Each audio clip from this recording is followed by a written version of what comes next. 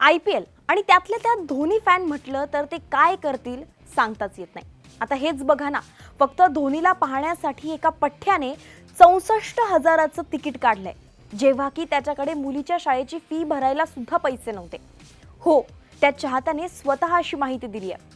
Chennai super किंग्सची match सुरू असताना स्टेडियममध्ये एका मीडिया हाऊससोबत बोलताना या चाहत्याने म्हटलंय की त्याला CSKच्या मॅचचं तिकीट मिळू शकलं नाही, म्हणून त्याने ब्लॅकमध्ये तिकीट विकत घेतलं.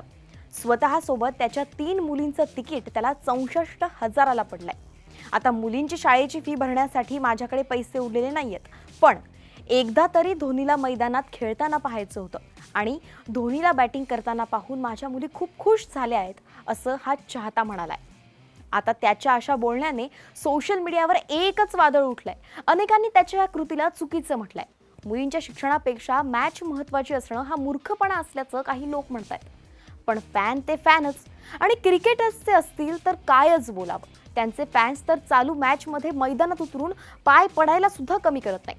आता मागच्या वर्षी एका चाहत्याने धोनीला पाहण्यासाठी बाईक विकून चेन्नईच्या मॅचचं तिकीट विकत घेतलं होतं, आणि आता या 64,000 वाल्या जबऱ्या फॅनचा हा कारनामा.